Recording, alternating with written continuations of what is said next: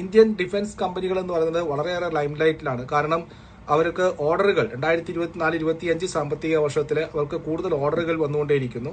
അതിൽ പ്രധാനപ്പെട്ടത് ഇന്ത്യൻ നാവിക്ക് വേണ്ടിയിട്ട്, ഇന്ത്യൻ നാവികസേനയ്ക്ക് വേണ്ടിയിട്ട് സബ്മറൈൻസ്, മുങ്ങിക്കപ്പലുകളും വാർഷിപ്പുകളൊക്കെ ഉണ്ടാക്കുന്ന മസദാവ് ഡോക്ക് ഷിപ്പ് ബിൽഡേഴ്സ് എന്ന് പറയുന്ന കമ്പനിക്ക് ഏകദേശം 35,000 കോടി രൂപയുടെ ഓർഡറുകളാണ് വന്നുകൊണ്ടിരിക്കുന്നത്. അതിൽ എല്ലാ തരത്തിലുള്ള, അതായത് നെക്സ്റ്റ് ജനറേഷൻ ആയിട്ടുള്ള സബ്മറൈൻസ് ഉണ്ടാക്കാനുള്ളതും വാർഷിപ്പുകൾ ഉണ്ടാക്കാനുള്ള എല്ലാ ഓർഡറുകളും ഉണ്ട്. മറ്റൊന്ന് ഗാർഡൻ റീച്ച് ഷിപ്പ് ബിൽഡേഴ്സ് എന്ന് പറയുന്ന GRSC എന്ന് പറയുന്ന കമ്പനിയാണ്.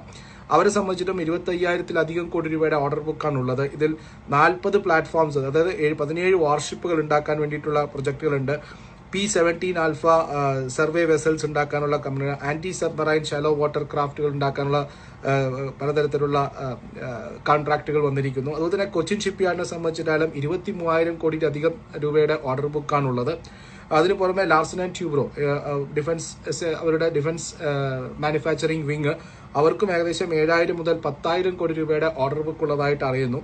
അതിലും വാർഷിപ്പുകളും സബ്മറൈൻസും K9 വജ്ര ഹൗസ് ഹിറ്റേഴ്സ്, അതുപോലെ തന്നെ അഡീഷണൽ ഓർഡറും ഒക്കെ തന്നെ ഈ ഒരു സെഗ്മെന്റിൽ എക്സ്പെക്ട് ചെയ്യുന്നു. ഏറ്റവും വലിയ അധികാരം എന്ന് പറയുന്നത് ഹിന്ദുസ്ഥാൻ എയറോനോട്ടിക്കൽ ലിമിറ്റഡ് ആണ്. അവർക്ക് ഏകദേശം 1,90,000 കോടി രൂപയുടെ ഓർഡർ ബുക്കാണ് കഴിഞ്ഞ ഒരു വർഷമായിട്ട് കിട്ടിക്കൊണ്ടിരിക്കുന്നത്. ഏതായാലും defence sector is going to flourish like anything എന്നുള്ളത് തന്നെയാണ് അടുത്ത വർഷവും തരുന്ന ഒരു തീം എന്ന് പറയുന്നത്.